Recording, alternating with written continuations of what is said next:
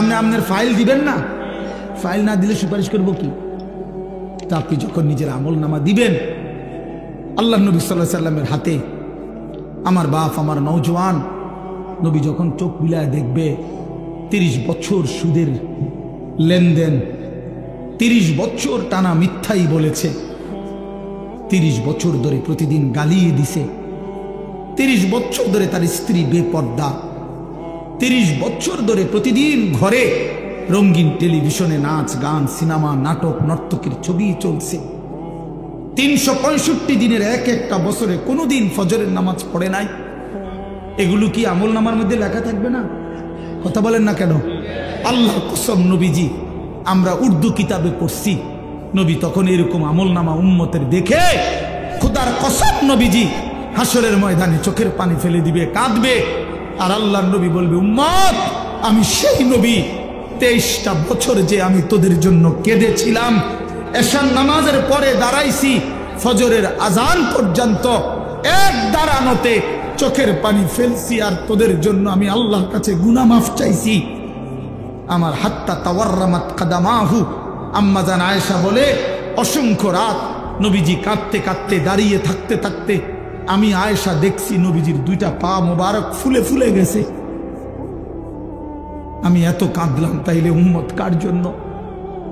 আমার তায়েফের রক্তে সারা দেহ রক্তাক্ত হয়ে আমার পায়ের জুতা আর পা রক্তে জমাট বাইধা গেছে, আমার জুতা আমি খুলতে পারতেছিলাম না, আমি ক্ষুধার কষ্টে পেটে 2টা পাথর বাঁধছিলাম, আমি উহুদের দান শহীদ করা রক্তে উহুদের জমিনে আমি পড়েছিলাম, আমার ঘরের চুলায় 3 মাস আগুন জ্বলে নাই। দোস্ত আমার, বন্ধু আমার, নবী জিজ্ঞেস করবে, উম্মত এত রক্ত, এত চোখের পানি, এত ক্ষুধার কষ্টের আমার 23 বছরের বিনিময়ে এই আমল নামা, এই আমল নামা? তুমি না আমার শ্রেষ্ঠ উম্মত, আমি না শ্রেষ্ঠ নবী? তো আমি এই আমল নামা নিয়ে কেমনে মালিকরে দেখাবো? আমি কেমনে দেখাবো যে আল্লাহ, আয় মাওলা, এটা আমি শ্রেষ্ঠ নবীর শ্রেষ্ঠ উম্মতের আমল নামা, এটা কিভাবে দেখাবো? এই জন্য আমরা এই কিতাবে পড়ছি উর্দুতে যে নবী তখন বলবে, উম্মত তুমি আমার এত বড় বেইজ্জতি কেমনে করলা? আজ হাসরের ময়দানে তুমি আমার উঁচা মাথা ছোট করে দিলা উম্মত। আমি তো এমনটা আশা করি নাই, আমি তো এমনটা আশা করি নাই। আমি তো 23টা বছর কোনোদিন ঠিক মতো খাই নাই, ঘুমাই নাই। আমি তো 23টা বছর দুয়ারে দুয়ারে ঘুরছি, কभी আরশ पर कभी फरश पर, कभी उनके दर कभी दर बदर, गमे आशिकी तेरा शुक्रिया, मैं कहां कहां से गुजर गया। কই থেকে কই ছুটছি, কখনো হাটে, কখনো ঘাটে, কখনো মাঠে, কখনো বাজারে, কখনো একজনকে, কখনো 10 জনকে ধাক্কা দিছে, উটের পোঁছা নারী বুড়ি আমার পিঠে চাপায় দিছে, আবু লাহাব আমারে গামছা দিয়া ধরে টাইনা কাবা ঘরের সীমানা থেকে টেনে বের করে দিছে, আবু জাহেল আমারে ধাক্কা দিতে দিতে খানায় কাবার সীমানা থেকে বের করে দিছে। আমি এত অপমান সইলাম, এত বেইজ্জতি সইলাম, আমি এত পাথরের আঘাত সইলাম, বিনিময় উম্মত তোদের কাছে আমার এই কলিজা ছেঁড়া রক্ত ভেজা দিন দিয়ে গেলাম, ইসলাম দিয়ে গেলাম, কোরআন দিয়ে গেলাম, সবকিছু এভাবে ছুঁড়ে ফেলে দিছ। আজ 30 বছরে যে নবীর কথা মনে পড়ে নাই, 60 বছর বয়স এখনো বিড়ি সিগারেট খান মিয়া, কেমনে নবীজির সামনে দাঁড়াইবেন? এই উম্মত, এই মুসলমান, আল্লাহর সাক্ষী রেখে আজকে রাতে ঘুমাইবার আগে একবার ভাইবেন, একবার ভাইবেন, একবার। 60 বছর বয়সেও বিড়ি সিগারেট ছাড়তে পারেন নাই, 60 বছর বয়সেও গালি দেওয়া বন্ধ করতে পারেন নাই, 60 বছর বয়সেও চা দোকানে নাচ গান বেড়ি দেখার অভ্যাস ছাড়তে পারেন নাই, 60 বছর বয়সেও সুদের টাকা নিচ্ছেন, কিস্তিতে টাকা নিতেছেন। আরে হারামখোর, কেমনে নবীর সামনে দাঁড়াইবা? কেমনে দাঁড়াইবা বাপ? ওই চাচা,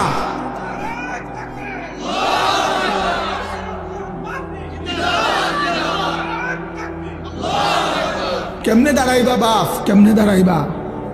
চাচা কেমনে দাঁড়াইবেন? কি মনে করছেন সুপারিশ? হাসরের ময়দানে নবীর সুপারিশ কি মামুর বাড়ি নাকি? এটা সাহাবন মনে করছেন আপনি? হ্যাঁ, আপনি কি ভাবছেন এটা? আপনি বিড়ি খাইতে খাইতে বেহেশতে যাবেন গা? হ্যাঁ, আপনি সুদ খাইতে খাইতে বেহেশতে যাবেন গা? আপনি কিস্তি উড়াইতে উড়াইতে বেহেশতে যাবেন গা? খামখেয়ালি মনে করছেন এটা? আখেরাত খামখেয়ালি? খোদার কসম, কোরআন শরীফে আছে ১৬ লক্ষ আম্বিয়া আদম থেকে নবী মুহাম্মদ সাল্লাল্লাহু আলাইহি সাল্লাম পর্যন্ত হাসরের ময়দানের ভয়ে দিবানিশি কাঁদছে। এমন কোন নবী নাই, এমন কোন নবী নাই হাসরের ময়দানে কাঁদছে, হাসরের ময়দানের ভয়ে কাঁদে নাই। এমন কোন সাহাবী নাই যারা হাসরের ময়দানের ভয়ে কাঁদে নাই। এমন কোন আউলিয়া নাই যারা হাসরের ময়দানের ভয়ে কাঁদে নাই।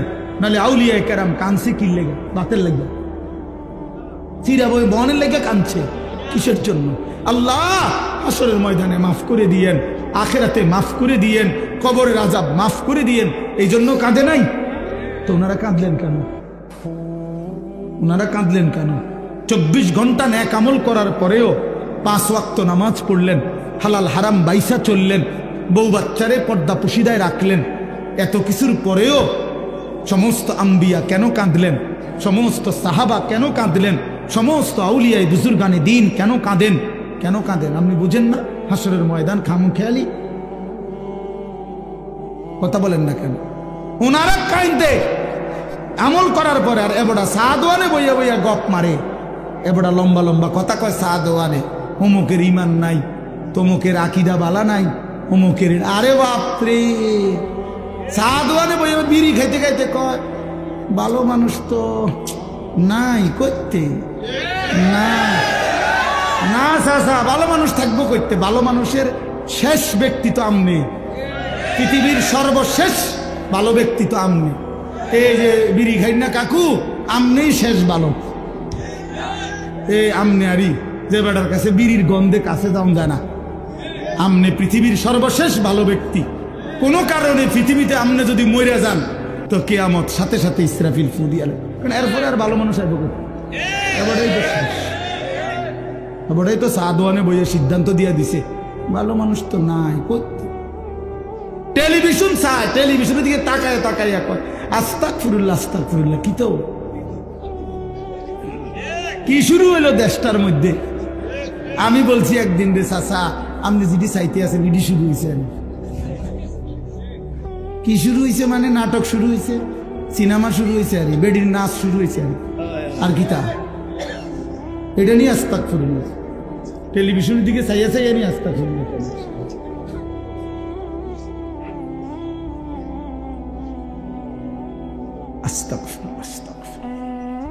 কথা শেষ। আমার বলার উদ্দেশ্য হলো, আমি আপনাদের কাছে এতটুকুই বুঝাইতে চাইছি। আমার বাপ আপনাদের সামনে আমার মজার মূল বক্তব্য এটাই, ভাবতে শিখেন। কবর ভুলে গেলে হবে না, পাশ কাটলে হবে না। আপনি পাশ কাটতে যাইতে পারতেন না, এনে যাইতে হবে এটার ভিতরে, ঠিক কিনা বলেন না কেন? আরে নওজোয়ান বলো না? তাইলে বন্ধু আমার বাপ, তুমি যেমন পড়ালেখা করছো আমিও পড়ালেখা করছি। আমি জেনারেল লাইনেও পূর্ণ পড়ছি, মাদ্রাসার লাইনেও পুরা পড়ালেখা করছি। এজন্য বন্ধু, আমি সায়েন্স পড়ছি, আমি কুমিল্লা ভিক্টোরিয়া কলেজ থেকে মাস্টার্স পাস করছি, আমি বিজ্ঞান বিভাগ থেকে এসএসসি পাস করছি। রাখি, অতএব তুমি আমারে অনুরোধ করছি, নওজোয়ান তুমি ভুল করো না, তুমি ভুল করো না। শুধু ভাত মাছের হিসাব মিলাইলে হতো না, শুধু একটা চাকরি, একটা ব্যবসা, একটা বিয়া, একটা বিল্ডিং, একটা বিদেশ, বন্ধু আমার একটা মোটরসাইকেল, এতটুকুর হিসাব মিলাইলে হবে না দোস্ত। আমরা মুসলমান, আমাদের আখেরাত আছে, আমাদের কবর আছে। আর আপনারা যারা বাবা আছেন, অভিভাবক, আপনাদের কাছে অনুরোধ, আপনি এই সংসারের দিকে তাকাইয়া দেখছেন, বিল্ডিং করছেন, সোফা বানাইছেন, খাট বানাইছেন, আমার বাপ এতটুকু হিসাব মিলাইয়া মুসলমান কবরে গেলে হবে না। আমার জিফুতের লেগে খাট সংসারে সব করে দিয়েছি। কি করে দিয়ে আসছি? এই সোফা টোফা এডি 20 বছর পরে দেখবেন আপনি আইলে কিচ্ছু নেই। 20 বছরের মাথাত কবর থেকে আইসা যদি দেখেন আমনের বানানো ফার্নিচার, একটা বদনাও, একটা লোডা ঘরের মধ্যে নাই, সব ফালাই দিছে। এগুলো আর এখন চলে না। জিঙ্গাইলে কইব দাদা ঠিক আছে আপনি বানাইছেন যত্ন করে, কিন্তু ওই মডেল এগুলো এখন আর চলে না। এগুলো আমরা ফেলে দিছি আরো 5-7 বছর আগে। যদি আপনি আইবেন জানতাম কবর থেকে, তাহলে না ওই টাঙ্গায় রাখতেন। কথা বুঝছেন? আসলে কি ফেলে দিবে এগুলো, দুনিয়া ফেলে দেয়, আপনার সন্তানই ফেলে দিবে, আপনার নাতি নাতনি দুনিয়া ফেলে দিবে। অতএব আমাদের জিন্দেগি আখেরাত। আমাদের জিন্দেগি কি বলেন? মোমেনের জীবন আখেরাত, মোমেনের হায়াত আখেরাত, মোমেনের রাত আখেরাত, মোমেনের দিন আখেরাত, মোমেনের হাসি আখেরাত, মোমেনের কান্না আখেরাত, মোমেনের স্বপ্ন আখেরাত, মোমেনের কল্পনা আখেরাত, মোমেনের পরিকল্পনা আখেরাত। অতএব এই আখেরাতের পরিকল্পনাকে সামনে রেখে আমরা আমাদের সামনে মাহে রমজান, এই মাহে রমজানকে সামনে রেখে আর মাত্র 20-21 দিন মাত্র আছে। এই মাহে রমজানকে সামনে রেখে আমি অনুরোধ করছি, দয়া করে প্রত্যেকে ইনশাআল্লাহ, নওজোয়ান ভাই তোমরাও, বাবা বয়স্ক বাবা আপনারাও, পর্দার আড়ালের মা বোন আপনারাও, হাত জোড় করে বলি, আমি আপনাদের ছেলে কারো, আমি আপনাদের কারো ভাই, আপনাদের কারো সন্তান, আপনাদের কারো নাতির বয়সী হতে পারি। আমি আপনাদেরকে অনুরোধ করছি, আর ছেলেরা তোমরা আমার সন্তান, তোমরা আমার ভাই। আমারও তো 15 বছরের সন্তান আছে। অতএব যাদের বয়স 15-16 ধরে নাও তুমি আমার সন্তান। আর এর চাইতে বড় যারা, তুমি আমার ছোট ভাই। আমারও তো ছোট ভাই আছে। আমি চাই না আমার সন্তান নষ্ট হয়ে যাক, আমি চাই না আমার ছোট ভাই বরবাদ হয়ে যাক, আমি চাই না আমার বাপ চাচা দাদা জাহান্নামী হোক। এই আশা নিয়ে আমি অনুরোধ করলাম, মাহে রমজানকে সামনে রেখে চলেন গুনাহ ছেড়ে দেন। নির্দিষ্ট পরিমাণ সময় কোনো বিষয় না। নবী সাল্লাল্লাহু আলাইহি ওয়াসাল্লাম বলছেন, বাল্লিগু আন্নি ওয়ালাউ আয়া। তার মানে একটি আয়াত, একটি বাক্য হলেও আমার কথা তোমরা পৌঁছিয়ে দাও, পরিমাণে কম হোক, তারপরও এই একটি কথাই তোমরা পৌঁছিয়ে দাও। হাদিসের মধ্যে আছে, হযরত আবু যর গিফারি রাদিয়াল্লাহু তাআলা আনহু তিনি বলতেন যে আল্লাহর কসম, তোমরা যদি আমার গর্দানের মধ্যে তলোয়ার রাখো এবং আমি যদি বুঝি তলোয়ার দিয়ে আমাকে কোপ দেওয়ার 1 মিনিট সময় বাকি, মানে কোপ দিতে দিতে আমি নবী সাল্লাল্লাহু আলাইহি সাল্লামের একটি বাক্য বলতে পারবো, যদি এইটুকু সুযোগও আমি বুঝি, উনি বলেন আল্লাহর কসম আমি ওই মুহূর্তেও আমার রাসূলের কথা বলে দেব, ওই মুহূর্তেও বলব। এই ছিল সাহাবায়ে কেরামের হিম্মত, ফিকির। তাহলে এই জন্য বললাম, আল্লাহর কথা বলতে পারা এটা অনেক বড় সৌভাগ্য।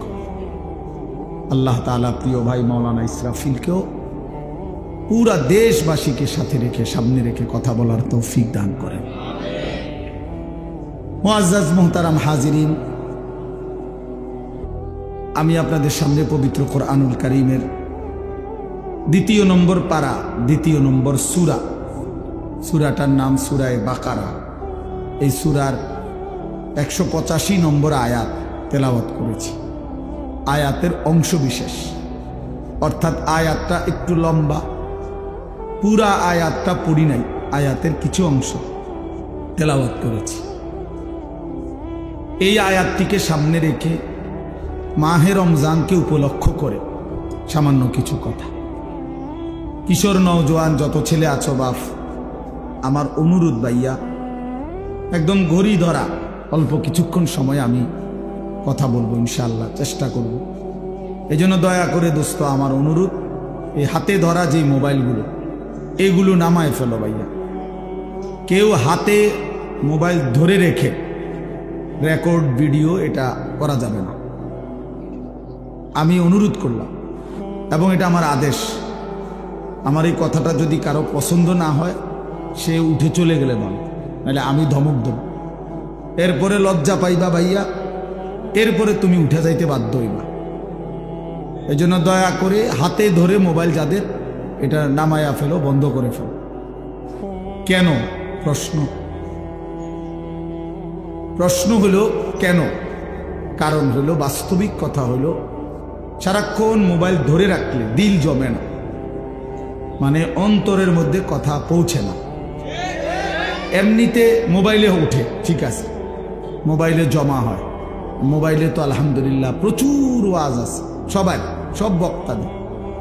ও বক্তা ছাড়াও অনেক ব্যক্তিদের অনেক সুন্দর সুন্দর বিভিন্ন বিষয়ভিত্তিক আলোচনা, অনেক কিছু আছে, অভাব নেই। কিন্তু কথা হলো, আমার দিলে কি আছে, আমার জিন্দিগির মধ্যে কি আছে, এটা দেখার বিষয়। এটা একটা গুরুত্বপূর্ণ বিষয়। এই জন্য এটা ইনসাফের সাথে ভাবা উচিত। তো এই জন্য আমার উদ্দেশ্য হলো যে আমি নিজের জন্যই শুনি। প্রত্যেকে যদি এটা ভাবি যে আমি আমার নিজের জন্য কিছু কথা শুনি, তাহলে বরকত হবে। কোরআন আমার জন্য, আমাদের নবী সাল্লাল্লাহু আলাইহি ওয়াসাল্লামের হাদিস আমার জন্য, এটা মনে রাখতে হবে।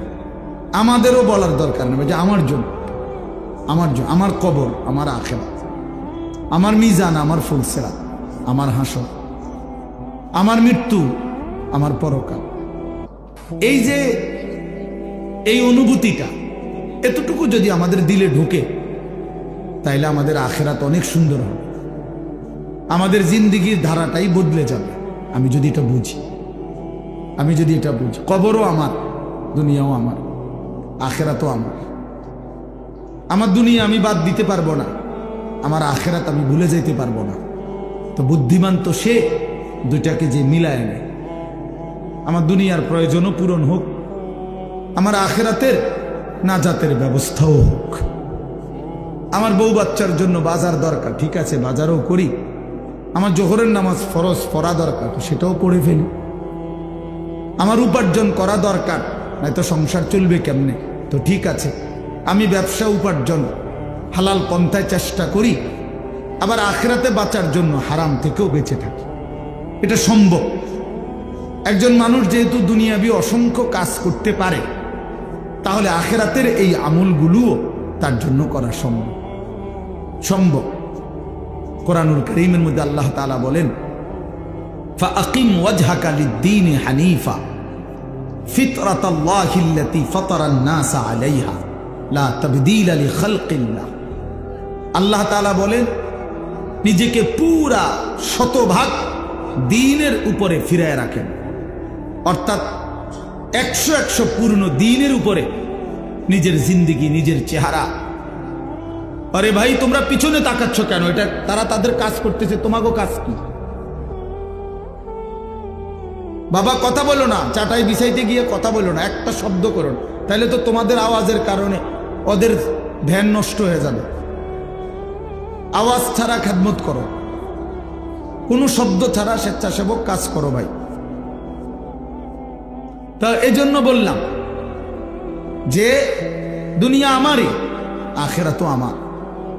আখিরাতও আমার, মিলায় নিলেই হয়, ঘুষায় নিলেই হয়। তো বলতেছিলাম, আল্লাহ তাআলা বলেন, আমি বান্দাকে আমাকে মানার শতভাগ যোগ্যতা দিয়েই আমি আল্লাহ তাআলা তাকে সৃষ্টি করেছি। সৃষ্টিগতভাবেই আমাদের দেহে আল্লাহর সমস্ত হুকুম মানার যোগ্যতা আছে, সমস্ত নিষেধ ছেড়ে দেওয়ার যোগ্যতা আছে। এমন কোন শরীয়তের বিধান নাই যেটা পালন করার যোগ্যতা আমার মধ্যে নাই, অথচ আমাকে পালন করতে বলছে না, এমন হইতে পারে। এমন হইলে এটা জুলুম। আমার কোমর বাঁকা হয় না, আমি রুকু দেব কিভাবে? আমি নিচের দিকে যাইতে পারি না, আমার হাঁটু ভাঙ্গে না, কোমরও বাঁকা হয় না, আমি সেজদা দেব কেমনে?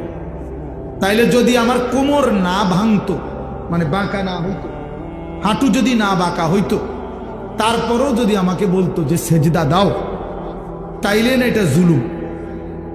কি বলেন? তাহলে এখন আমাদের কোমর কি বাঁকা হয়, হাঁটু কি বাঁকা হয়? তো তাইলে অসুবিধা কোথায়?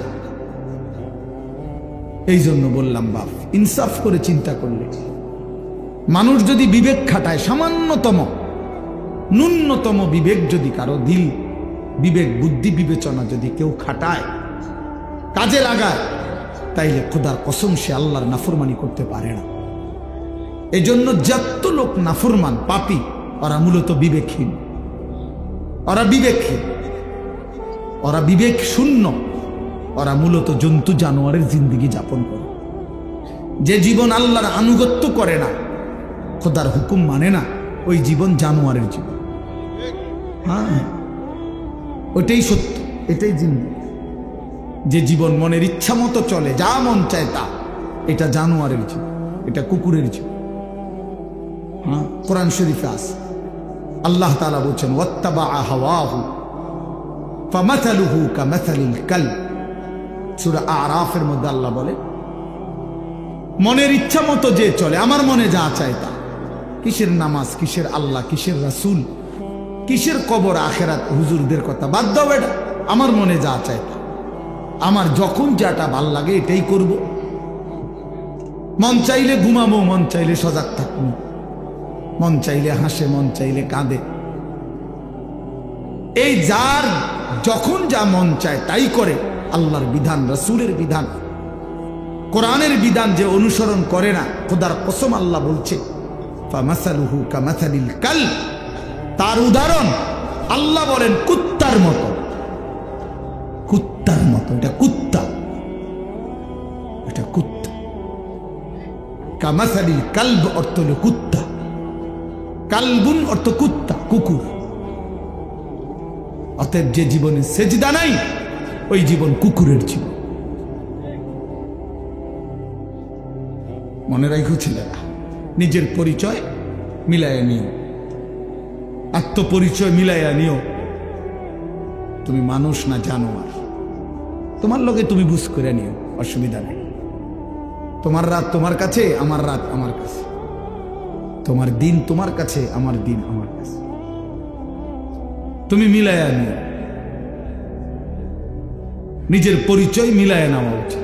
আল্লাহ কোরআনে বলছে ফামাসালুহু কামাসালিল কালব, শাহওয়াত, মনের চাহিদা, কামনা, বাসনা, মনে যা চায় তাই যে করে, আল্লাহ বলেন এই জিন্দেগি কুকুরের জীবন। অতএব এরপরেও যদি কোনো লজ্জা কারো না হয়, তো তো কি করার আছে?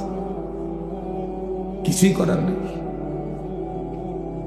কেউ যদি বলে যে মনে মনে যে আমার কুত্তা কক আর শুকর কক, আমার সমস্যা না, আমি বেডি সামুই, হ্যাঁ, আমি নারী দেখবই, ছবি দেখবই, নর্তকী দেখবই, উলঙ্গ ছবি দেখবই আমি। এরপর বিনিময়ে আপনি আমার কুকুর বলেন আর শুকর বলেন, এটা আমার দেখা না। আমার শাহওয়াত, আমার মনের চাহিদা, আমার যা ইচ্ছা আমি তা করব, তো ঠিক আছে, কোনো অসুবিধা নেই। কারো জন্য কেউ আটকায় না, কারো জন্য কেউ থেমে থাকে না, কারো জন্য, কারো মৃত্যুতে পৃথিবী থামে না, কারো জন্মেও পৃথিবী আটকায় না, কোনো সমস্যা নাই। কিন্তু দোস্ত আমার, আমরা প্রত্যেকেই আলাদা আলাদা নিজ নিজ কবরে ফিরে যাব, এটা মনে রাখতে হবে। আলাদা আলাদা নিজ নিজ কবরে ফিরে যাব আমরা। কাজেই একাকী হতেই হবে, একদিন একাকী আল্লাহ তাআলার মুখোমুখি হইতে হবে। সেদিন টের পাবেন, সেদিন টের পাবেন। কোরআন শরীফে আছে আল্লাকুমুত তাকাসুর হাত্তা যুরতুমুল মাকাবির কাল্লা সাউফা তা'লামুন। আল্লাহ বলে, বান্দা, দুনিয়ার নেশায় আখিরাত ভুলে গেলা, তো মনে রেখো একদিন কবরস্থানেই পৌঁছবা, আর সেদিন আমি আল্লাহ তোমাকে জানাবো আমার প্রতিটা নাফরমানির শাস্তি কি। আমি জানাবো বান্দা, আমি দেখাবো তোমারে, তুমি দেখবা বান্দা, আমি তোমাকে দেখাবো, আমি তোমাকে বুঝাবো। এজন্য দোস্ত, নওজোয়ান, প্রিয় সাথী, এটা মনে রেখো বাপ, আত্ম উপলব্ধি, আত্মপরিচয়, আত্মসম্মান, আত্মমর্যাদা অনেক বড় সম্পদ। এটা বুঝা যে আমি কে আসলে। আমি একজন মুসলমান, আমার বাবা মুসলমান, আমার মা মুসলমান, আমার বংশ মুসলমান, আমার গোটা মহল্লা মুসলমান, আমি ইমানদারের সন্তান। অথচ আমি এক ওয়াক্ত নামাজ পড়ল না, 365 দিনে, খোদার এক বছরে কোনোদিন ফজরের নামাজ পড়ল না, এটা মুসলমানের বাচ্চা, এটা মানুষের বাচ্চা, এইটা জানোয়ার না, তো জানোয়ারটা কেন? এ জানোয়ার না তো জানোয়ার কে তাইলে? কে জানোয়ার তাইলে? এইটা অসভ্য না তো অসভ্যটা কে? এটা না তো কে অসভ্য? তাইলে আল্লাহ কাকে বলছে কুত্তার মতো? কাকে আল্লাহ বলছে ইনহুম ইল্লা কাল আনআম? আল্লাহ বলছে মনের ইচ্ছা মতো যে চলে তার পরিচয় আর কিছুই নয়, শুধুই জানোয়ার, আনআম, চতুষ্প জন্তু। কাকে বলছে বাবা? এই মানুষ রূপী এই জানোয়ারদেরকে বলছে, যাদের জিন্দেগিতে সেজদা নাই, আল্লাহ নাই, আখেরাত নাই। কে মা, কে বাবা, কি ধর্ম, কে বানাইছেন, কিচ্ছুর খবর নাই। মোবাইল, নারী, ছবি, অশ্লীল দৃশ্য, অসৎ বন্ধুদের আড্ডা, হাসি ঠাট্টা, সারা রাত মোবাইলে উলঙ্গ ছবি দেখতেছে, সকাল 9টা 10টা পর্যন্ত ঘুমায় আছে। আহ, হায় হায়, এটা বুঝি কোনো জিন্দিগি হইল বাপ? মানুষের জিন্দিগি তো এরকম হওয়ার কথা না। এক চতুষ্প জন্তু, এক রাস্তার কুকুরও তো এতক্ষণ ঘুমায় থাকে না। এক চতুষ্প জন্তু, জানোয়ারও তো এমন হয় না। এই জন্য বাপ এটা বোঝা উচিত। প্রিয় ভাই আমার, ছেলেরা আমার, কোনো একজনও যদি বুঝে থাকো তো তুমি মনে মনে হিসাব মিলাই। তোমার বন্ধুর লগে না, তুমি একা হিসাব মিলাইবা। আসলে আমি কে? কে আমাকে বানাইলেন? কেন বানাইলেন? আমি কোত্থেকে আসলাম? তিনি আমার কাছে যা চাচ্ছেন আমি তা করছি কিনা? আমি যা করছি আমার আল্লাহ তা চাচ্ছে কিনা? প্রতিদিন নিয়মিত যে মানুষগুলো মৃত্যুবরণ করে তারা কোথায় যায়? কে তাদেরকে নিয়ে যায়? কেউ তো মরতে চায় না, কিন্তু কেউ তো থাকতেও পারে না। কোন অদৃশ্য মালিক তাদেরকে নিয়ে যাচ্ছে। বন্ধু, এতটুকু বিবেক যদি না খাটাও, বাবাদেরকেও বলি আপনিও যদি না খাটান, আখেরাত যদি না মিলান, কেমনে কবরে যাইবেন বাপ? কেমনে যাইবেন? কাঠ পালং আর সোফা ফার্নিচার বানাইয়া হিসাব মিলাই লেলেন, মানুষের দেখাইলেন খাট পালং সোফা, বিল্ডিং, দালান, টাইলস, জমি, গাড়ি। আহা বাবা, এগুলো কি মিলাইয়া গেলে? এগুলো তো আপনার আগেও পৃথিবীতে ছিল, আপনার পরেও থাকবেই পৃথিবীতে, কিন্তু আপনি কবরে কি নিয়ে যাচ্ছেন? আল্লাহ নবী সাল্লাল্লাহু আলাইহি ওয়াসাল্লাম বলছেন, ইয়াতবাউল মাইয়িতা সালাসাতুন, কোন মৃত ব্যক্তির সাথে, লাশের সাথে কবরস্থান পর্যন্ত 3 জিনিস যায়। আহলুহু ওয়া মালুহু ওয়া আমালুহু, তার পরিবারের সদস্যরা সাথে যায়।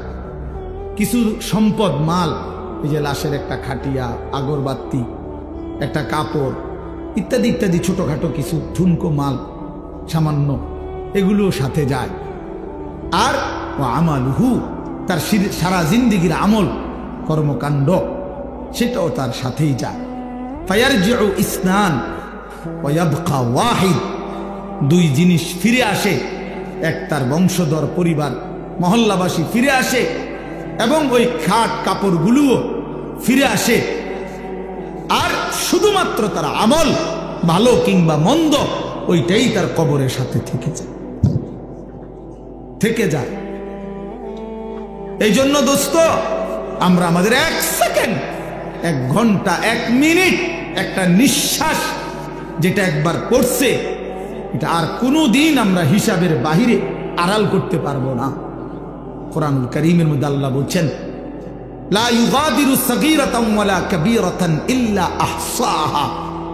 এই ফেরেশতারা ডান কাঁধে বাম কাঁধের, ছোট থেকে ছোট, বড় থেকে বড়, জীবনের প্রতিটা স্পন্দন, প্রতিটা নিঃশ্বাস পর্যন্ত আল্লাহর কসম আমলনামার মধ্যে উঠায় রাখছে।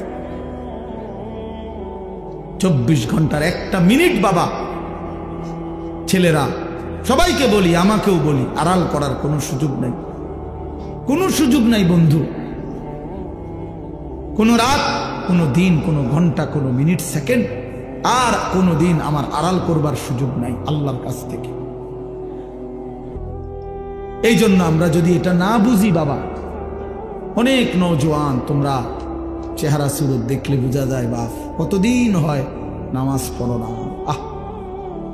তোমার মালিকরে এমন ভুলা কেমনে ভুললা? কোন মার ঘরে জন্ম নিলা, কোন বাবার ঘরে বড় হইলা, বাপেরই বা এত বড় বেইজ্জতি কেমনে করলা, মারে এত বড় অপমান কেমনে করলা? মা তো পরিচয় দিছে মুসলমান, বাবাও তো জানে তুমি মুসলমান, তুমি নিজেও তো জানো তুমি মুসলমান। মুসলমান এমন হয়,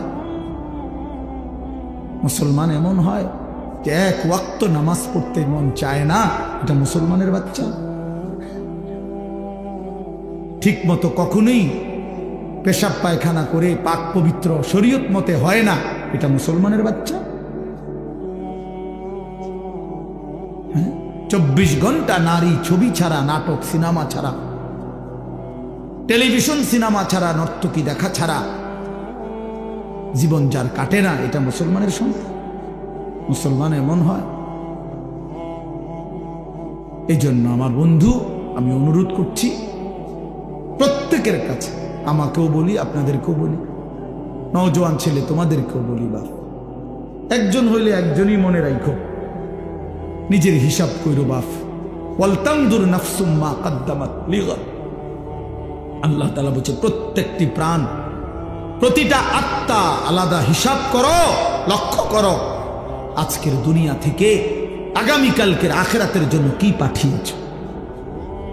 চোখ বন্ধ করলেই মৃত্যু থামবে না, ভুলে গেলেও মৃত্যু থামবে না, না বুঝলেও মৃত্যু থামবে না। বুঝে আসলেও মরে যাবেন, না বুঝলেও মরে যাবেন। চোখ খোলা থাকলেও মরে যাবেন, চোখ বন্ধ থাকলেও মরে যাবেন। হাসলেও মরে যাবেন, কাঁদলেও মরে যাবেন। রাজপ্রাসাদের অট্টালিকায় থাকলেও মরে যাবেন, জীর্ণ কুঠির কুড়ে ঘরে থাকলেও মরে যাবেন।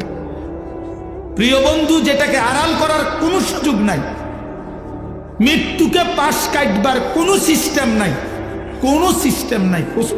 7 মহাদেশের মালিকও যদি হয়, 7 রাজার ধনও যদি কেউ পায়, তারপরেও যেহেতু মৃত্যুকে বাদ দেওয়ার আড়াল করবার কোনো সিস্টেম নাই, অতএব প্রস্তুতি নেওয়া এটাই বিবেকবানের উচিত।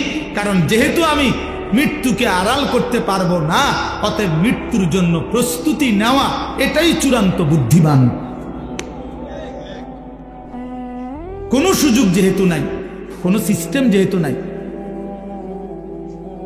পৃথিবী সৃষ্টির শুরু থেকে আজ পর্যন্ত যেহেতু এমন কোনো সিস্টেম নাই, অতএব মরতেই হবে। হবে কিনা বাপ বলেন না সবাই, হবে কিনা? মরতেই হবে। এজন্য আখিরাতের প্রস্তুতি নেওয়া, কবরের প্রস্তুতি নেওয়া, পরকালের ফিকির করা, এটাই মুমিনের জিন্দেগি। মুসলমান তাকেই বলে, মুসলমান তাকেই বলে। ওই দেখেন ওই অপদার্থ কি করে, কত বড় অসভ্য দেখছেন, আবার হাসে বেয়াদব। এই বেয়াদব এমনই হয়, অসভ্য এমনই হয়। ওই যে বললাম শাহওয়াত, মনের চাহিদা, যে হুজুর তোমার বাপও যদি মানা করে, আমি তো কারো কথাই শুনি না, তুমি হুজুরের কথা শুনবো কিতাম, আমি তো জীবনে কারো কথাই শুনি না, আমার আবার হুজুর কি আর পাবলিক কি, আমি তো চলি আমার মতো করে। বুঝলেন? এই জিন্দেগি, এটাই জীবন। আপনি নিষেধ করবেন, শুনবেন, আমি তো আমার মতো চলি, আমার মতো চলি। আমি তো নিষেধ করছিলাম বাপ, আমি তো বলছি প্রথম যে আমি সুন্দর করে বললাম, বলছি কিনা? হ্যাঁ, অসংখ্য ছেলে পেলে বললাম না আজকে বাবা, তোমরা অগণিত ছেলে, তোমরা মনে করছো তোমরা অনেক সুখে আছো, কারণ মা বাবা পারিবারিক বন্ধন থেকে তোমরা মুক্ত। অর্থাৎ তোমাদের বাবা আর তোমাদেরকে ফেরাইবার জন্য সাহস করে না, তোমাদের মা আর তোমাদেরকে দিনদার বানাবার ফিকির ছেড়ে দিছে, মহল্লার বাসী ছেড়ে দিছে, তোমাদেরকে ছেড়ে দিছে বাপ। তোমরা এখন বন্ধুদের আড্ডায় ঘন্টার পর ঘন্টা, বাকি টাইমে একাকী যখন হও, সারা রাত মোবাইল। তার মানে তোমার কোনো মা নাই, বাবা নাই, অভিভাবক নাই, কেউ তোমারে রাগ দিবে, ডাক দিবে, কেউ তোমারে ফিরাবে। আপন ঘরে ঘুমায়, মা বাপ জীবিত, কিন্তু একটা দিন চোখের পানিও পড়ে না, বলেও না আমার 365 দিনে আমার 16 বছরের ছেলেটা একদিনও ফজরের নামাজ পড়ে না, এত বড় জানোয়ার মুসলমানের ঘরে কেমনে ঘুমায় বেটা? এত বড় জানোয়ার কেমনে ঘুমায় মুসলমানের ঘরে? তার বাপ কোথায়, তার মা কোথায়? আহা, তার পরিবার এভাবে ভুলে গেল কেমনে? কিরে বাপ, তোমার উপরে খোদার কি পরিমাণ লানত করছে, খোদার গজব পড়ছে বেটা, এই জন্য কেউ তোমারে আর ডাকে না, কেউ কিন্তু মনে করাই দেয় না যে রে বাপ তোর জাহান্নাম দেখা যায়, তোর জাহান্নাম দেখা যায়। কেউ মনে করায় না ছেলে পেলেদেরকে, বুঝছে? কেউ মনে করায়। ওহ, সবাই তামসা দেখতেছে, চোখের সামনে আমাদের ছেলেরা নষ্ট হয়ে যাইতেছে, বখাটে হয়ে যাইতেছে, মসজিদে নামাজ চলতেছে, এক ওয়াক্ত নামাজ পড়ে না। আহ, কারো কোনো ফিকির নেই। তার বাবা কই, মা কই, দাদা কই, দাদি কই, তার নানা কই, নানি কই, চাচা কই, মামা কই, ফুফা কই, খালু কই, তার বড় ভাই কই, তার বড় বোন কই? আহ, কেউ কিচ্ছু বলে না। হেইতে হেইতের মতো হাসে, লাফায়, চুল রাখে তার ইচ্ছা মতো, প্যান্ট পরে তার ইচ্ছা মতো, দুপুরের খানা বিকালে খায়, বিকালের খানা রাইতে খায়, সারা রাত, রাতের 3টা বাজে দেখবেন মোবাইলে ছবি দেখতেছে, ভোরবেলা 9টা বাজে গেছে, ঘুম থেকে উঠতেছে না। এটা মুসলমানের জিন্দিগি? এটা মোমেনের জীবন? এটা বাবা মার সংসার? এটাই সার্থকতা জীবনের? বলে পৃথিবীর সর্বাধুনিক মজবুতি প্রযুক্তি দিয়েও যদি আপনি সোফা বানান, খাট বানান, কি লাভ হবে যদি স্ত্রী সন্তান নাফরমান হয়? হ্যাঁ, যদি ছেলে মেয়ে বেনামাজি হয়, মেয়েটা যদি বেপর্দা হয়, স্ত্রী যদি বেপর্দা হয়, কি ফায়দা? অর্জন কি জিন্দেগির অর্জন কি? এই জন্য আমি অনুরোধ করছি আপনাদের কাছে, দয়া করে ফিকির করেন, ফিকির করেন। ছেলেরা বাপ, নষ্ট হইও না বাপ। যদি অব্যাহত গুনাহ পাপ, একটা শেষ, এই প্রসঙ্গটা শেষ করতে চাই। একটা চূড়ান্ত কথা আপনারা বাবাদেরকেও বলি, একটা গুরুত্বপূর্ণ কথা মনে রাখবেন। কোরআন শরীফে আছে, কেউ যদি গুনাহ লাগাতার করতে থাকে, খোদার কসম আল্লাহ একদিন নারাজ হয়, আর সেদিন আল্লাহ পাক ইচ্ছা করে তাকে আল্লাহ তাআলা পথভ্রষ্ট করে দেয়। আর কোনোদিন আল্লাহ ইচ্ছা করেই তারে আর হেদায়েত দেয় না, আলোর পথে ফিরতে দেয় না, কল্যাণের পথে আসতে দেয় না, জান্নাতের পথে আর আসতেই দেয় না। খোদার কসম, এটা কোরআন শরীফের আয়াত। আল্লাহ বলছে, একদিন আমি সত্যি সত্যি রাগ করলে ফাআনসাহুম আনফুসাহুম, আমি আল্লাহ নিজেই তোর আখিরাত ভুলায় দেব। যা, ঠিক আছে বান্দা, গরু ছাগল কুকুর বিড়ালের মতো খা, ঘুমা, পেশাব পায়খানা কর, যৌন চাহিদা মনে পূরণ কর, ঠিক আছে বান্দা, খালাস। নুয়াল্লিহি মা তাওয়াল্লা ওয়া নুসলিহি জাহান্নাম। যা বান্দা, তোর এই উল্টো পথে চলছিস, চলতে থাকো উল্টো, আমিও তোরে উল্টো পথে চালায়া দিলাম। তো মনে রাখো, একদিন ওয়া নুসলিহি জাহান্নাম, উল্টো পথে চলতে চলতে একদিন তোমারে আমি আল্লাহ ধাক্কা দিয়া, লাথি দিয়া ফেরেশতাকে বলে জাহান্নামে ফেলে দেব, জাহান্নামে ফেলে দেব। হ্যাঁ হ্যাঁ, কোরআন শরীফে আছে, আল্লাহ বলবে হাসরের ময়দানে ফেরেশতাদেরকে, ফেরেশতারা আমার নাফরমান বান্দাদেরকে খুজুহু ফাগুল্লু, ওদেরকে ধর, এই ফেরেশতা ধরো, আর ফাগুল্লুহু, বেঈমান বান্দাগুলো, নাফরমানগুলারে বাঁধো, টাইট করে বাঁধো। বাঁধার পরে বলবে সুম্মাল জাহিমা সাল্লু, এবার জাহান্নামের মধ্যে ছুঁড়ে মারো, একটা একটা লাথি দিবা, এক এক লাথিতে যেন গিয়ে জাহান্নামে পড়ে, ত্রাম করে মারো না, লাথি দাও। তুমি দেখো কোরআন শরীফ, কোরআন শরীফে আছে সূরা আল হাক্কা, এই সূরার মধ্যে সুম্মা ফি সিলসিলাতিন যারউহা ৭০ যিরাআন ফাসলুকুহ। ফেরেশতা যখন নাফরমানকে হাসরের ময়দানে বেঁধে জাহান্নামে লাথি দিয়া মেরে ফেলে দিবে, আল্লাহ তখন আবার বলবে জাহান্নামের ভিতরে ফেরেশতাদেরকে, আল্লাহ পুনরায় বলবে ফেরেশতারা আমার এই নাফরমান বান্দাকে জাহান্নামের ভিতরে ৭০ হাত লম্বা আগুনের শিকল দিয়া এবার আবার বাঁধো, আবার বাইদা ফাসলুকুহু, কুকুরের মতো কুত্তার মতো পুরা জাহান্নামে তারে ঘুরাও, আর সবার সাথে পরিচয় করিয়ে দাও তার নাফরমানি পাপগুলো কি কি। খোদার কসম, এটা কোরআন শরীফের আয়াত। ফেরেশতা বলবে জাহান্নামী বাকিদেরকে, জাহান্নামীরা দেখো, এটা সেই বেঈমান যে জীবনভর চুরি করেছে, জিনা করেছে, মদ খেয়েছে, জুয়া খেলেছে, নারী ছাড়া, ছবি ছাড়া, জিনা ছাড়া, উলঙ্গ দৃশ্য ছাড়া, অসভ্যতা ছাড়া যার রাত কাটে নাই, এটা সেই জানোয়ার। ফাসলুকুহু অর্থ এটা।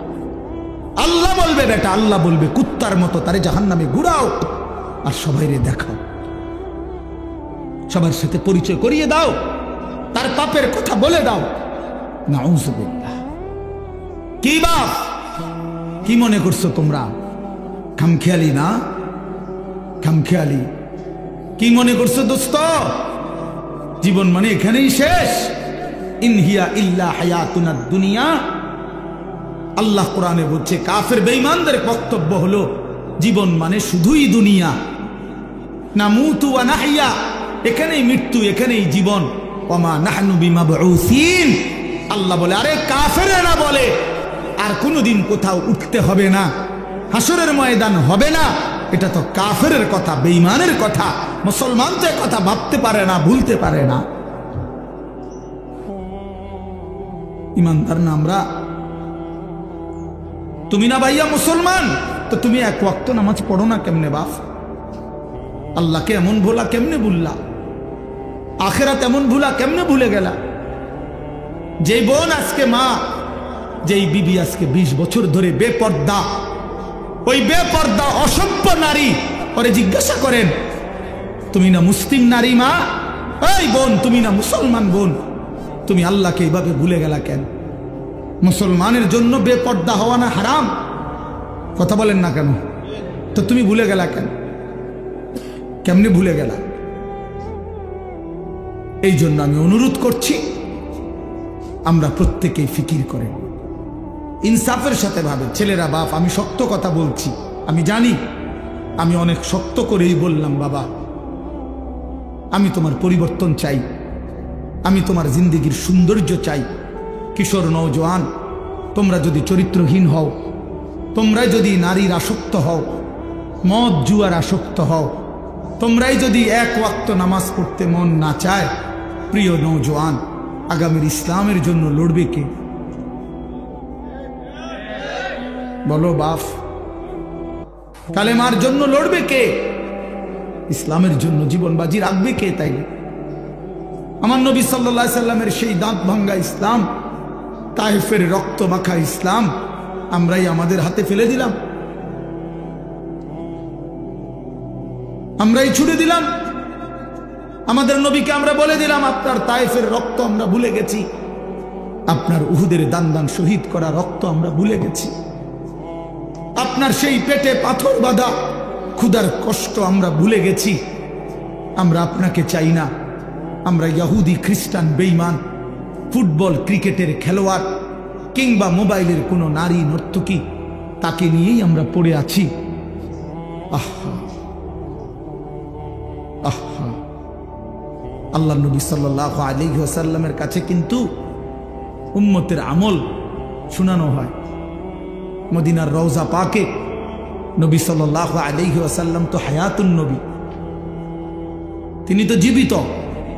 জানেন না এটা? কথা বলেন না কেন? তিনি তো কি হায়াতুন নবী, তিনি তো জীবিত, সেখানে সশরীরে জীবিত, সশরীরে জীবিত। আমি তো রওজা পাকের সামনে যখন প্রথম গেছি জীবনে 2015 সালে, অনেকক্ষণ দাঁড়াইছিলাম আর এই তাকায়া, অনেকক্ষণ পরে বলছি যে আপনি এখানে? আমি সেই ছোটবেলা থেকে নবী আপনার নাম শুনছি, কত লক্ষবার আমি আপনার দুরূদ পড়েছি, আর আপনি এখানে?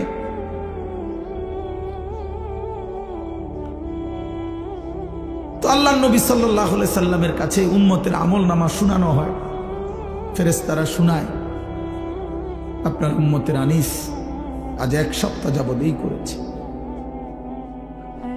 নবী সাল্লাল্লাহু আলাইহি সাল্লামের উপরে কেউ যখন দুরূদ শরীফ পড়ে, আল্লাহ নবী সাল্লাল্লাহু আলাইহি সাল্লাম বলেন সঙ্গে সঙ্গে ফেরেশতা ওই ব্যক্তির নাম এবং বাবার নাম সহ আমি রাসূলের সামনে পেশ করি, বিইসমিহি ওয়া বিইসমি আবিহি। ওই ব্যক্তির নামও বলে, তার বাবার নামও বলে, নবী সাল্লাল্লাহু আলাইহি সাল্লামের সামনে শোনানো হয়। তো আচ্ছা, মনে করেন আমার এই বন্ধু, ওনার নাম হইল হাফেজ মাওলানা আবু হানিফ ভাই।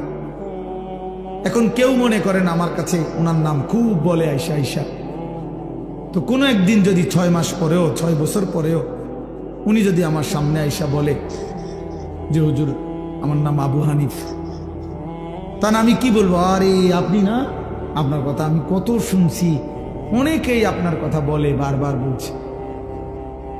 খোদার কসম, যেই উম্মত রাসূলুল্লাহ সাল্লাল্লাহু আলাইহি সাল্লামের সুন্নাতকে অনুসরণ করেছে, দুরূদ শরীফ পড়েছে, নবীজি সাল্লাল্লাহু আলাইহি সাল্লামকে অনুসরণ করেছে, তো তার নাম তো নবী সাল্লাল্লাহু আলাইহি সাল্লামের সামনে বারবার উচ্চারণ হয়েছে।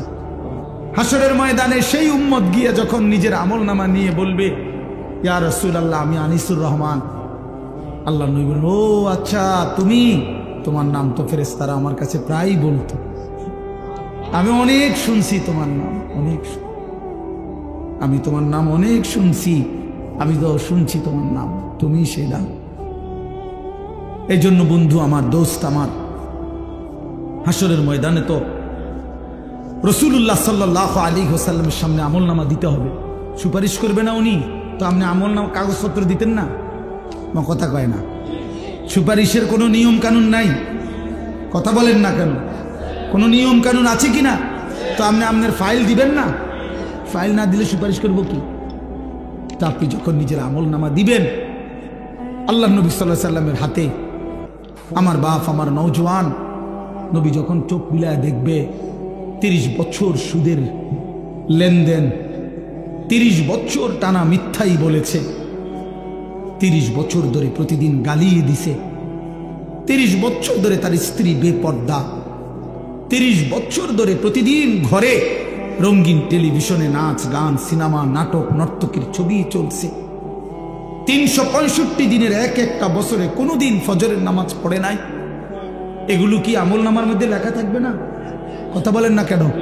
আল্লাহর কসম নবীজি, আমরা উর্দু কিতাবে পড়ছি, নবী তখন এরকম আমল নামা উম্মতের দেখে খোদার কসম নবীজি হাসরের ময়দানে চোখের পানি ফেলে দিবে, কাঁদবে, আর আল্লাহর নবী বলবে উম্মত আমি সেই নবী, 23টা বছর যে আমি তোদের জন্য কেঁদেছিলাম, এশার নামাজের পরে দাঁড়াইছি ফজরের আজান পর্যন্ত, এক দাঁড়ানোতে চোখের পানি ফেলছি, আর তোদের জন্য আমি আল্লাহর কাছে গুনাহ মাফ চাইছি। আমার হাত্তা তাওয়াররামাত কাদামাহু, আম্মা জান আয়েশা বলে অসংখ্য রাত নবীজি কাঁদতে কাঁদতে দাঁড়িয়ে থাকতে থাকতে আমি আয়েশা দেখছি নবীজির 2টা পা মোবারক ফুলে ফুলে গেছে। আমি এত কাঁদলাম, তাইলে উম্মত কার জন্য? আমার তায়েফের রক্তে সারা দেহ রক্তাক্ত হয়ে আমার পায়ের জুতা আর পা রক্তে জমাট বাইধা গেছে, আমার জুতা আমি খুলতে পারতেছিলাম না, আমি ক্ষুধার কষ্টে পেটে 2টা পাথর বাঁধছিলাম, আমি উহুদের দান দান শহীদ করা রক্তে উহুদের জমিনে আমি পড়েছিলাম, আমার ঘরের চুলায় 3 মাস আগুন জ্বলে নাই। দোস্ত আমার, বন্ধু আমার, নবী জিজ্ঞেস করবে উম্মত এত রক্ত, এত চোখের পানি, এত ক্ষুধার কষ্টের আমার 23 বছরের বিনিময়ে এই আমলনামা, এই আমলনামা? তুমি না আমার শ্রেষ্ঠ উম্মত, আমি না শ্রেষ্ঠ নবী, তো আমি এই আমলনামা নিয়ে কেমনে মালিকরে দেখাবো? আমি কেমনে দেখাবো যে আল্লাহ আয় মাওলা এটা আমি শ্রেষ্ঠ নবীর শ্রেষ্ঠ উম্মতের আমলনামা, এটা কিভাবে দেখাবো? এজন্য আমরা এই কিতাবে পড়ছি উর্দুতে যে নবী তখন বলবে উম্মত তুমি আমার এত বড় বেইজ্জতি কেমনে করবা? আজ হাসরের ময়দানে তুমি আমার উঁচা মাথা ছোট করে দিলা উম্মত। আমি তো এমনটা আশা করি নাই, আমি তো এমনটা আশা করি নাই। আমি তো 23টা বছর কোনোদিন ঠিক মতো খাই নাই, ঘুমাই নাই। আমি তো 23টা বছর দুয়ারে দুয়ারে ঘুরছি, কভি আরশ পর কভি ফরশ পর, कभी उनके दर कभी दर बदर, गमे आशिकी तेरा शुक्रिया, मैं कहां कहां से गुजर गया। কই থেকে কই ছুটছি, কখনো হাটে, কখনো ঘাটে, কখনো মাঠে, কখনো বাজারে, কখনো একজনকে, কখনো 10 জনকে ধাক্কা দিছে। উটের পোঁছা নারী বুড়ি আমার পিঠে চাপায় দিছে। আবু লাহাব আমারে গামছা দিয়া ধরে টাইনা কাবা ঘরের সীমানার থেকে টেনে বের করে দিছে। আবু জাহেল আমারে ধাক্কা দিতে দিতে খানায় কাবার সীমানার থেকে বের করে দিছে। আমি এত অপমান সইলাম, এত বেইজ্জতি সইলাম, আমি এত পাথরের আঘাত সইলাম। বিনিময় উম্মত তোদের কাছে আমার এই কলিজা ছেঁড়া রক্ত ভেজা দিন দিয়ে গেলাম, ইসলাম দিয়ে গেলাম, কোরআন দিয়ে গেলাম, সবকিছু এভাবে ছুঁড়ে ফেলে দিছ। আজ 30 বছরে যে নবীর কথা মনে পড়ে নাই, 60 বছর বয়স এখনো বিড়ি সিগারেট খান মিয়া, কেমনে নবীজির সামনে দাঁড়াইবেন? এই উম্মত, এই মুসলমান, আল্লাহর সাক্ষী রেখে আজকে রাতে ঘুমাইবার আগে একবার ভাইবেন, একবার ভাইবেন, একবার। 60 বছর বয়সেও বিড়ি সিগারেট ছাড়তে পারেন নাই, 60 বছর বয়সেও গালি দেওয়া বন্ধ করতে পারেন নাই, 60 বছর বয়সেও চা দোকানে নাচ গান বেড়ি দেখার অভ্যাস ছাড়তে পারেন নাই, 60 বছর বয়সেও সুদের টাকা নিচ্ছেন, কিস্তিতে টাকা নিতেছেন। আরে হারামখোর, কেমনে নবীর সামনে দাঁড়াইবা? কেমনে দাঁড়াইবা বাপ? ওই চাচা,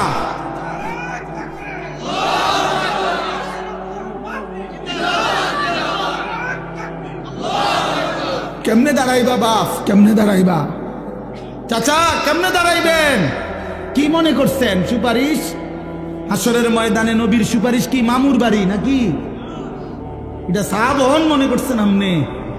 হ্যাঁ, আপনি কি ভাবছেন এটা? আপনি বিড়ি খাইতে খাইতে বেহেশতে যাবেন গা? হ্যাঁ, আপনি সুদ খাইতে খাইতে বেহেশতে যাবেন গা? আপনি কিস্তি উড়াইতে উড়াইতে বেহেশতে যাবেন গা? খামখেয়ালি মনে করছেন এটা? আখেরাত খামখেয়ালি? খোদার কসম, কোরআন শরীফে আছে ১৬ লক্ষ আম্বিয়া আদম থেকে নবী মুহাম্মদ সাল্লাল্লাহু আলাইহি সাল্লাম পর্যন্ত হাসরের ময়দানের ভয়ে দিবানিশি কাঁদছে। এমন কোন নবী নাই, এমন কোন নবী নাই হাসরের ময়দানে কাঁদছে, হাসরের ময়দানের ভয়ে কাঁদে নাই। এমন কোন সাহাবী নাই যারা হাসরের ময়দানের ভয়ে কাঁদে নাই। এমন কোন আউলিয়া নাই যারা হাসরের ময়দানের ভয়ে কাঁদে নাই। নালে আউলিয়া কেরাম কাঁদছে কি লেগে? বাতের লেগে, চিরা বই বনের লেগে কাঁদছে কিসের জন্য? আল্লাহ হাসরের ময়দানে মাফ করে দিয়েন, আখেরাতে মাফ করে দিয়েন, কবরের আযাব মাফ করে দিয়েন, এই জন্য কাঁদে নাই। তো ওনারা কাঁদলেন কেন? ওনারা কাঁদলেন কেন? 24 ঘন্টা নেক আমল করার পরেও 5 ওয়াক্ত নামাজ পড়লেন, হালাল হারাম বাইসা চললেন, বউ বাচ্চারে পর্দা পুশিদায় রাখলেন। এত কিছুর পরেও সমস্ত আম্বিয়া কেন কাঁদলেন? সমস্ত সাহাবা কেন কাঁদলেন? সমস্ত আউলিয়ায়ে বুজুর্গানে দ্বীন কেন কাঁদেন? কেন কাঁদেন আপনি বুঝেন না? হাসরের ময়দান খামখেয়ালি? কথা বলেন না কেন? ওনারা কাঁদে আমল করার পরে, আর এবড়া সাদওয়ানে বইয়া বইয়া গপ মারে, এবড়া লম্বা লম্বা কথা কয় সাদওয়ানে, অমুকের ইমান নাই, তমুকের আকীদা বালা নাই, অমুকের। আরে বাপরে, সাদওয়ানে বইয়া বিড়ি খাইতে খাইতে কয় ভালো মানুষ তো নাই করতে না, না চাচা, ভালো মানুষ থাকবো করতে? ভালো মানুষের শেষ ব্যক্তি তো আমনি, পৃথিবীর সর্বশেষ ভালো ব্যক্তি তো আমনি। এই যে বিড়ি খাই না কাকু, আমনি শেষ ভালো। এই আমনে আরি যে বেটার কাছে বিড়ির গন্ধে কাছে যাওয়া যায় না, আমনে পৃথিবীর সর্বশেষ ভালো ব্যক্তি। কোন কারণে পৃথিবীতে আমনে যদি মরে যান তো কিয়ামত সাথে সাথে ইসরাফিল ফু দিয়ালে, কারণ এরপরে আর ভালো মানুষ আসবে। এবারেই তো শেষ, এবারেই তো সাদওয়ানে বইয়ে সিদ্ধান্ত দিয়ে দিছে ভালো মানুষ তো নাই। টেলিভিশন চায়, টেলিভিশনের দিকে তাকায় তাকাইয়া কয় আস্তাগফিরুল্লাহ আস্তাগফিরুল্লাহ। কি তো কি শুরু হইলো দেশটার মধ্যে? আমি বলছি একদিন রে চাচা, আপনি যেটি চাইতে আছেন এটি শুরু হয়েছেন। কি শুরু হয়েছে মানে? নাটক শুরু হয়েছে, সিনেমা শুরু হয়েছে, আর বেডির নাচ শুরু হয়েছে, আর কি তা? এটা নিয়ে আস্তাগফিরুল্লাহ, টেলিভিশনের দিকে চাইয়া চাইয়া নিয়ে আস্তাগফিরুল্লাহ।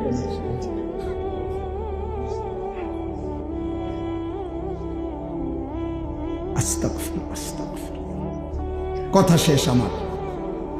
আমার বলার উদ্দেশ্য হলো, আমি আপনাদের কাছে এতটুকুই বুঝাইতে চাইছি। আমার বাপ আপনাদের সামনে আমার মজার মূল বক্তব্য এটাই, ভাবতে শিখেন। কবর ভুলে গেলে হবে না, পাশ কাটলে হবে না। আপনি পাশ কাটতে যাইতে পারতেন না, এনে যাইতে হবে এটার ভিতরে, ঠিক কিনা বলেন নাকি? আরে নওজোয়ান বলো না। তাইলে বন্ধু আমার বাপ, তুমি যেমন পড়ালেখা করছো আমিও পড়ালেখা করছি। আমি জেনারেল লাইনেও পূর্ণ পড়ছি, মাদ্রাসার লাইনেও পুরা পড়ালেখা করছি। এজন্য বন্ধু, আমি সায়েন্স পড়ছি, আমি কুমিল্লা ভিক্টোরিয়া কলেজ থেকে মাস্টার্স পাস করছি, আমি বিজ্ঞান বিভাগ থেকে এসএসসি পাস করছি। রাখি, অতএব তুমি আমারে অনুরোধ করছি, নওজোয়ান তুমি ভুল করো না, তুমি ভুল করো না। শুধু বাত মাসের হিসাব মিলাইলে হতো না, শুধু একটা চাকরি, একটা ব্যবসা, একটা বিয়া, একটা বিল্ডিং, একটা বিদেশ, বন্ধু আমার একটা মোটরসাইকেল, এতটুকুর হিসাব মিলাইলে হবে না দোস্ত। আমরা মুসলমান, আমাদের আখিরাত আছে, আমাদের কবর আছে। আর আপনারা যারা বাবা আছেন, অভিভাবক, আপনাদের কাছে অনুরোধ, আপনি এই সংসারের দিকে তাকাইয়া দেখছেন, বিল্ডিং করছেন, সোফা বানাইছেন, খাট বানাইছেন, আমার বাপ এতটুকু হিসাব মিলাইয়া মুসলমান কবরে গেলে হবে না। আমার জিফুতের লেগে খাট সংসারে সব করে দিয়ে আইছি, কি করে দিয়ে আসছি? এই সোফা টোফা এডি 20 বছর পরে দেখবেন আপনি আইলে কিচ্ছু নেই। 20 বছরের মাথাত কবর থেকে আইসা যদি দেখেন আমনের বানানো ফার্নিচার, একটা বদনাও, একটা লোডা ঘরের মধ্যে নাই, সব ফালাই দিছে। এগুলো আর এখন চলে না। জিঙ্গাইলে কইব, দাদা ঠিক আছে আপনি বানাইছেন যত্ন করে, কিন্তু ওই মডেল এগুলো এখন আর চলে না। এগুলো আমরা ফেলে দিছি আরো 5-7 বছর আগে। যদি আপনি আইবেন জানতাম কবর থেকে, তাহলে না ওই টাঙ্গায় রাখতাম। কথা বুঝছেন? আসলে কি ফেলে দিবে এগুলো, দুনিয়া ফেলে দেয়, আপনার সন্তানই ফেলে দিবে, আপনার নাতি নাতনি দুনিয়া ফেলে দিবে। অতএব আমাদের জিন্দেগি আখেরাত। আমাদের জিন্দেগি কি বলেন? মোমেনের জীবন আখেরাত, মোমেনের হায়াত আখেরাত, মোমেনের রাত আখেরাত, মোমেনের দিন আখেরাত, মোমেনের হাসি আখেরাত, মোমেনের কান্না আখেরাত, মোমেনের স্বপ্ন আখেরাত, মোমেনের কল্পনা আখেরাত, মোমেনের পরিকল্পনা আখেরাত। অতএব এই আখেরাতের পরিকল্পনাকে সামনে রেখে আমরা আমাদের সামনে মাহে রমজান, এই মাহে রমজানকে সামনে রেখে আর মাত্র 20-21 দিন মাত্র আছে। এই মাহে রমজানকে সামনে রেখে আমি অনুরোধ করছি, দয়া করে প্রত্যেকে ইনশাআল্লাহ, নওজোয়ান ভাই তোমরাও, বাবা বয়স্ক বাবা আপনারাও, পর্দার আড়ালের মা বোন আপনারাও, হাত জোড় করে বলি, আমি আপনাদের ছেলে কারো, আমি আপনাদের কারো ভাই, আপনাদের কারো সন্তান, আপনাদের কারো নাতির বয়সী হতে পারি আমি আপনাদেরকে অনুরোধ করছি। আর ছেলেরা তোমরা আমার সন্তান, তোমরা আমার ভাই, আমারও তো 15 বছরের সন্তান আছে। অতএব যাদের বয়স 15-16 ধরে নাও তুমি আমার সন্তান। আর এর চাইতে বড় যারা, তুমি আমার ছোট ভাই, আমারও তো ছোট ভাই আছে। আমি চাই না আমার সন্তান নষ্ট হয়ে যাক, আমি চাই না আমার ছোট ভাই বরবাদ হয়ে যাক, আমি চাই না আমার বাপ চাচা দাদা জাহান্নামী হোক। এই আশা নিয়ে আমি অনুরোধ করলাম, মাহে রমজানকে সামনে রেখে চলেন গুনাহ ছেড়ে দেন। হিম্মত করি বাপ, ছেলেরা বলো না বাবা, একটা মজবুত সিদ্ধান্ত নিয়া নারী ছবি, অশ্লীলতা, মোবাইলের আসক্তি, নারীর আসক্তি, মদ জুয়া, নাচ গান বন্ধু ছেড়ে দাও। হিম্মত করো, তুমি পারবা ইনশাআল্লাহ, তুমি পারবা। বাবা চাচাদেরকে বলি, হারাম রোজগার ছেড়ে দেন, বিড়ি সিগারেটের অভ্যাস ছেড়ে দেন, চা দোকানের আড্ডা ছেড়ে দেন। মা বোনদেরকে অনুরোধ করি, বেপর্দার জিন্দেগি ছেড়ে দিয়ে সিদ্ধান্ত নেন, এবারের রমজান গুনাহমুক্ত রমজান। বলেন ইনশাআল্লাহ, এবারের রমজান বন্দেগীওয়ালা রমজান। আল্লাহ বলবে, বান্দা ঠিক আছে, যদি 30 দিন গুনাহ থেকে বাঁচতে পারো, 30 দিন যদি আমার বন্দেগীতে ইবাদতে লেগে থাকতে পারো, আল্লাহ বলে, বান্দা ওয়াদা দিলাম লাআল্লাকুম তাত্তাকুন, 30 দিনেই তোমারে 1 মাসে মুত্তাকি বানায়া ঈদের দিন জান্নাতের ফ্লাইটে উঠাইয়া দেন। এক মাসেই জান্নাতি, এক মাস। একটা রমজান তুমি 30টা দিন গুণনা আমারে সময় দাও, 31 দিন লাগবে না বান্দা, ভাল লাগলে 29 দিনেই আমি রেজাল্ট দিলাম। 30 বা 29 বান্দা, কথা কথা এক কথা, তুমি আমার হুকুম মানবা, আমি তোমারে মুত্তাকি বানিয়ে দেব, 30 দিনেই জান্নাতি বানায় দেব। এই জন্য মাহে রমজান জান্নাতের মাস, মাহে রমজান আখিরাতের মাস, মাহে রমজান নিজের জীবন সাজিয়ে তুলবার মাস। এই জন্য আমরা চেষ্টা করব তো ইনশাআল্লাহ। কিশোর নওজোয়ান 5 ওয়াক্ত নামাজ পড়ো। দাও বাপ, আমি অনুরোধ করছি তোমরা যারা নওজোয়ান 30 বছরের নিচে, তোমরা যারা নওজোয়ান, আমার শেষ অনুরোধ, তোমরা যারা 30 বছরের নিচে তোমাদের বয়স, তোমরা যদি হিম্মত করো, তোমরা যদি ফজরের নামাজ সহ 5 ওয়াক্ত নামাজ পড়ো, ইনশাআল্লাহ আমরা আশা করি আগামীর ইসলামের পতাকা তোমাদের হাতে উড়বে ইনশাআল্লাহ। সারা পৃথিবীতে কালেমার পতাকা উড়বে ইনশাআল্লাহ।